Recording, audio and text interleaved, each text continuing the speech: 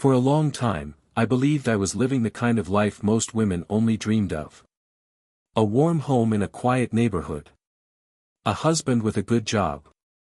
A beautiful daughter. A weekly rhythm so familiar, so consistent, that I could have set my clock by it. Every Friday evening, without fail, my husband Ethan would pack a small duffel bag, kiss me on the forehead, and tell me the same thing he always did. I'm heading home for the weekend. Mom needs help fixing a few things around the house.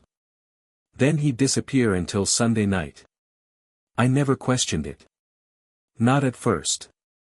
Ethan's mother, from what I knew, was a stubborn, independent woman who still lived in the small rural home where she'd raised him. She refused to move into the city and didn't believe in cell phones, according to Ethan. He said she was stuck in her ways, didn't trust strangers, and hated visitors. She'd rather sleep on the floor than let someone else make her bed, he told me once with a chuckle. I believed him. I wanted to believe him. At first, I even admired his loyalty. What kind of man gave up every weekend to look after his aging mother? A good one, I thought. A man who would be just as dependable when I grew old. It felt comforting. So while he was away, I made sure everything at home ran smoothly. I took our daughter, Ava, to her Saturday piano lessons, did the weekly grocery shopping, cleaned the house, paid the bills, and took care of all the invisible details that made our life work. I never minded. Ethan worked hard during the week, and I told myself I was being a good wife, holding down the fort while he honored his responsibilities. But slowly, over time, things started to shift. It was Ava who first stirred the seed of doubt. She was 6 at the time, sitting in her pajamas at the breakfast table, legs dangling off the chair, spooning cereal into her mouth. She looked up at me with that innocent curiosity only children have and asked, "Mommy, why don't we ever go with Daddy when he visits Grandma?" I blinked, caught off guard. "Well, Grandma lives far away, sweetheart. It's easier for Daddy to go alone." She tilted her head. "But I miss him on weekends. I want to see Grandma too." So did I. That conversation clung to me all day like a second skin. I tried to push it aside, distract myself with chores and errands, but a new thought kept creeping in. Why haven't we ever been invited? We'd been married for nearly 8 years. In all that time, Ethan never once suggested we visit his mother together. Never offered to take Ava with him. Never even brought back photos. Whenever I asked how she was doing, he'd brush it off with vague answers. "She's fine. You know how she is. Grumpy as always. The place is a mess, believe me, you'd hate it. She doesn't like people fussing over her." The excuses had seemed harmless before. But now they felt curated. Controlled. And when I realized I hadn't spoken to his mother in over a year, the questions started swirling faster. I tried to call her. No answer. I tried again 2 days later. Nothing. On the third attempt, I left a voicemail, just a polite, "Hi, hope you're well." Nothing invasive. Still, there was no response. Ethan returned that Sunday night like always. He smelled faintly of cologne and laundry detergent, his shirt crisp, his voice easy. He gave Ava a small stuffed animal and handed me a bar of chocolate from a roadside gift shop. His smile was familiar, his words sweet. But suddenly, they felt like a performance. Something in me had shifted. Later that night, after tucking Ava into bed, I stood at the sink washing dishes, watching Ethan through the reflection of the kitchen window. He was sitting on the couch, phone in hand, thumbs moving fast. He smiled at whatever he saw on the screen, but when he caught me looking, his face returned to neutral. For the first time since we'd met, I felt like a stranger in my own marriage. And I couldn't shake the quiet voice inside me that whispered, "You're being lied to." That night, I lay awake in the dark, listening to the steady sound of Ethan's breathing beside me, wondering where he had really been. Wondering who else might be calling him home. After that night, nothing in our home looked different, but everything felt different. I went through the motions as always, packing Ava's lunch, tidying the living room, pretending to scroll my phone while my mind replayed every conversation I'd ever had with Ethan about his mother. The more I thought about it, the more holes I saw. Little inconsistencies. Strange timings. Moments that didn't make sense until I looked at them through this new, suspicious lens. The following Monday morning, Ethan stood at the kitchen counter pouring coffee, humming a tune under his breath. I leaned against the doorway, watching him like someone watching a magician after discovering how the trick was done. "You know," I began lightly, "Ava asked why we've never gone with you to visit your mom." He paused mid-pour. Just for a second. Barely long enough to notice, unless you were looking for it. Then, smooth as ever, he said, "Her place is small, you know that. No guest rooms. And she's difficult. I told you. She wouldn't want to see Ava." He gave a quick laugh, but it was dry. "She loves Ava. But come on, Laura, she's not exactly the warmest person. You know how awkward that would be." I nodded, but something in me hardened. I didn't know that at all. In fact, I hadn't spoken to his mother in nearly 2 years, not since Christmas, when she sent Ava a check with a sticky note that read, "Happy Holidays, Grandma." No call. No visit. Nothing. "I called her," I said. Ethan's hand froze on the coffee pot. "Oh," he said carefully. "When?" "Last week. 3 times. No answer." He set the pot down slowly, then shrugged. "She probably lost her phone again. Or turned it off. You know how she is." That phrase again. You know how she is. A blanket excuse for everything. But no, I didn't know her. And I was done pretending I did. That night, while Ethan showered, I grabbed his duffel bag from the hallway. It smelled faintly of perfume, one that wasn't mine. I found a crumpled receipt from a gas station, nothing suspicious. But underneath it was a folded piece of paper, a grocery list, scribbled in a woman's handwriting I didn't recognize. Eggs. Milk. Granola bars. Jamie's vitamins. Who's Jamie? A tight knot formed in my chest. I returned the paper, zipped the bag shut, and sat on the edge of our bed until Ethan walked in, towel around his waist, humming again. That same song. The same look of ease. I smiled up at him, swallowed my questions, and promised myself I would know before I asked. The next day, I drove Ava to school, then sat in the parking lot long after the last bell rang. I opened my phone and did something I hadn't done in years. I called Ethan's mother directly from my contact list.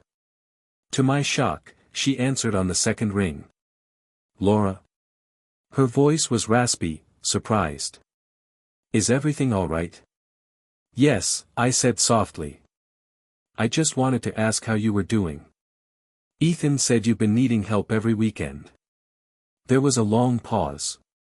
"Help?" she repeated, sounding genuinely confused. "I haven't seen Ethan in months. Thought he was too busy to visit these days." I felt the world tilt under my feet.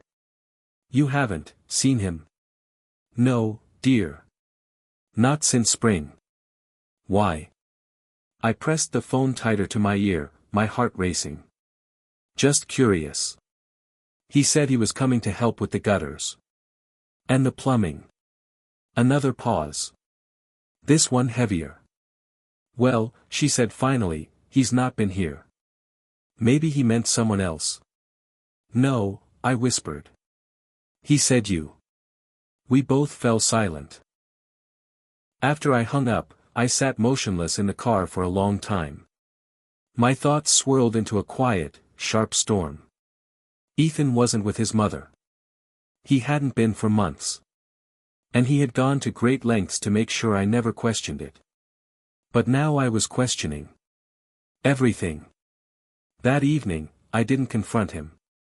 Instead, I studied him, like an archaeologist brushing away years of dirt, trying to uncover what lay buried beneath the familiar surface. He joked at dinner. Tucked Ava in with a silly voice. Sent me a winking emoji when he went to bed early. And I sat beside him, silent, knowing something he didn't know I knew. The trust I'd built my marriage on had cracked. Not in an explosive way, but in a quiet, persistent fracture that ran deeper with every lie. And now that the cracks had shown, there was no going back.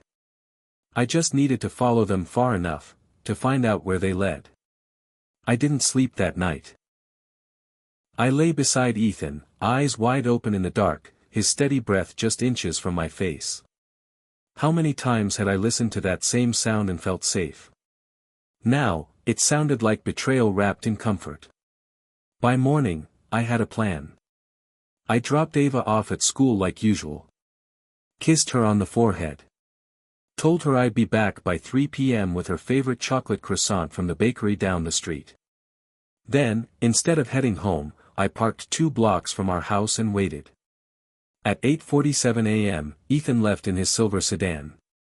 He didn't say he had a meeting. He didn't say goodbye. I followed at a distance, my hands tight on the wheel, heart hammering in my chest. I wasn't a private investigator. I wasn't even the type to scroll through his phone. But something inside me had snapped, and I needed answers. The drive was just over 2 hours, rural roads, quiet towns, gas stations blinking in and out. It wasn't the way to his mother's house. I knew that much. Instead, he pulled into a quiet suburban neighborhood on the outskirts of a town I'd never heard of. He parked in front of a 2-story brick townhouse with blue shutters and a hanging flower pot by the door. And then I saw her. A woman in her early 30s, long dark hair, wearing a navy sweater and jeans, opened the front door with a smile. She kissed him. Not a shy, nervous kiss. A kiss with history behind it. Comfort. He stepped inside without looking back. I sat there in shock, every breath shallow. I must have sat for 10 minutes, maybe more, until I saw a child, a little boy, run to the window and press his hands to the glass. He couldn't have been older than 5. He shouted something. Ethan appeared behind him. Lifted him in the air and spun him around. The boy laughed. Ethan laughed. And I broke. Tears spilled down my cheeks before I even realized I was crying. Not because of the woman. Not even because of the child. But because of the ease with which Ethan had switched lives. Because of how happy he looked in that moment. As if we had been the affair. As if I was the one who didn't belong. I could have driven away. I should have. But something pulled me forward. I parked directly across the street and got out of the car. My legs trembled as I walked up the steps. I rang the doorbell before my courage had time to vanish. The woman opened the door again, smiling at first, until she saw me. "Hi," I said, forcing my voice to stay calm. "I'm Laura. Ethan's wife." Her smile collapsed. She stared at me for a long moment. "Excuse me," she whispered, almost inaudibly. "I'm not here to fight," I added quickly. "I just thought, if I were in your shoes, I'd want to know." There was a beat of silence. Then, "Oh my God," she breathed, stepping outside and shutting the door behind her. "You're lying. You have to be lying." "I'm not," I said softly. "We've been married for 8 years. We have a daughter. Her name's Ava." She staggered back a step, her hand covering her mouth. And just like that, the illusion shattered, for both of us. We sat on her porch steps for nearly half an hour. Her name was Tessa. She'd met Ethan, who she knew as DJ, almost 5 years ago. He told her he was divorced, that his ex-wife had been manipulative and taken everything in the settlement, which was why he couldn't legally share custody of his son, Jamie. He'd built a completely different life with her. Cooked Sunday dinners. Mowed the lawn. Played with Jamie in the yard. Said he traveled for work during the week. She never questioned it, why would she? She looked at me with tears in her eyes and said, I thought I was the one he was building a future with. I nodded. So did I. When Ethan opened the door and saw us sitting there, his face went pale. He didn't speak. He didn't try to explain. For the first time, he looked small, like a man caught between two mirrors, finally forced to face his own reflection. I didn't scream. I simply stood, looked him in the eye, and said, I know everything now. And it's over. Then I walked away, my heart in ruins, but my clarity sharper than it had ever been. When I got home that night, the house was still. Too still. I opened the door, half expecting Ethan to be standing there, ready to beg, ready to lie, ready to fight. But he wasn't. His keys weren't on the hook. His jacket wasn't on the rack. His duffel bag, usually dropped on the floor by the stairs, was gone. For the first time in years, he didn't come home on a Sunday. Instead, he texted me the next morning. Laura, I'm sorry. I need time to figure this out. Please don't make any decisions yet. I didn't reply. The truth was, I had already started making decisions. Quiet ones. Focused ones. Ones he wouldn't be part of anymore. That same afternoon, I called Tessa. I didn't know why. Maybe I needed to hear someone else say out loud that I wasn't crazy. That this wasn't some nightmare I'd wake up from. She answered on the second ring. Her voice was hoarse, like she hadn't slept either. I thought about Jamie, I said softly. He looked so happy. She paused. He loves Ethan, she admitted. I mean. EJ. He's called him Dad since he was 2. That crushed me more than anything Ethan had done. She was quiet for a long moment before she asked, how do you do it? How do you even breathe? I exhaled slowly. One breath at a time. That phone call turned into several. Tessa and I spoke almost daily for a week. We weren't friends, exactly. We were co-survivors of the same storm, clinging to each other as we sifted through the wreckage Ethan had left behind. We compared timelines. We discovered the overlaps. The anniversaries he missed with me because of urgent work trips were the same weekends he went camping with Tessa and Jamie. The business conferences he attended. Sometimes they were real. He just took her with him and told me he had no signal. He lived 2 full lives. Not in secret, no, in parallel. Like we were 2 different seasons of the same show, playing on alternate screens. When I finally confronted him over the phone, his voice cracked. I never meant to hurt you, he said. I laughed. Not because it was funny, but because it was pathetic. You built a second family, I said. You didn't just cheat on me. You replaced me. He cried. Told me he was torn. That he loved us both in different ways. And that's when I realized, this wasn't love. It never had been. Love doesn't compartmentalize. It doesn't lie that consistently, that carefully, for that long. The day after that call, I printed the divorce papers. I didn't scream. I didn't throw his clothes on the lawn. That would have been giving him too much. Instead, I packed a small bag for Ava and took her to my sister's for the weekend. She didn't know what was happening yet. Only that, Daddy was busy, and Mommy needed a little rest. When I returned to the house, it was quiet again. But this time, it didn't feel like loss. It felt like freedom.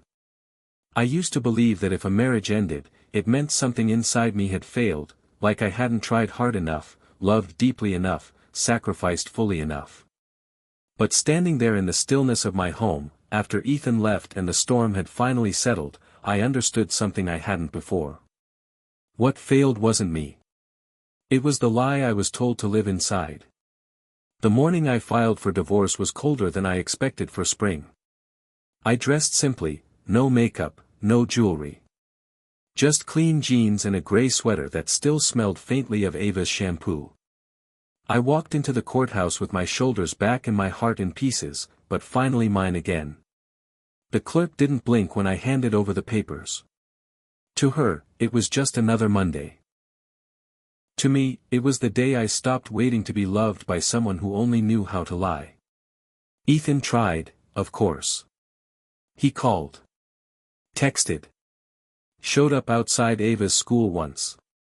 Begged for, just one more chance. Promised therapy, honesty, transparency. I told him he should make those promises to his son's mother, the other woman he built a life with. Tessa and I stayed in touch, though not constantly. We weren't trauma bonded, we were truth bonded. She moved out of the townhouse a month later.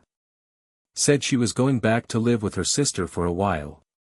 Jamie didn't understand, but she was brave enough to look her son in the eyes and say, sometimes grown-ups make mistakes. But we don't stay where people don't tell the truth. Ava asked about Ethan often in the beginning. Why isn't Daddy home? Is he still helping Grandma? I didn't lie.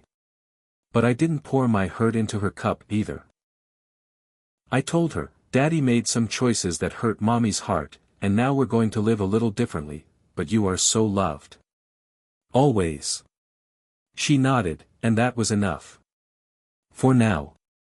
It took me months to feel like myself again. At first, I wandered through the days numb, like someone watching her life from the outside. But little by little, I started rebuilding. I repainted the bedroom walls a pale sage green. Took down the photos that once made me ache and replaced them with Ava's finger paintings. I donated the couch Ethan insisted we needed and bought a second-hand one with soft cushions and no memories. I started journaling again, something I hadn't done in years. And then, on a whim, I opened my old blog, long dormant, and wrote the full story. Not with names or specifics, but with emotion. Honesty. Rawness. It went viral within a week. Women messaged me from all over the world. Strangers who had lived my story in different cities, with different faces, but the same ache. The same betrayal. And for the first time, I didn't feel alone. One Sunday, 6 months after Ethan left for good, Ava and I walked to the park. The sun was warm. She ran ahead to the swings, her laughter cutting through the breeze like music. I sat on the bench, holding a coffee cup and watching her twirl. A woman passed by with her toddler and smiled at me. Beautiful day, isn't it? It really is, I said, and meant it. Because for the first time in years, I didn't feel like I was waiting for something. Not a call. Not a lie. Not an apology. I wasn't his wife anymore. I wasn't a second option. I wasn't a woman holding a family together with duct tape and silence. I was Laura Bennett. A mother. A survivor. A woman who lost everything she thought was real, only to discover that starting over was the most honest thing she'd ever done. And as Ava ran back to me, her tiny hands gripping mine and her face flushed with joy, I realized. This is home. This moment. This truth. This life. Not the one Ethan abandoned every weekend. But the one I chose, for me.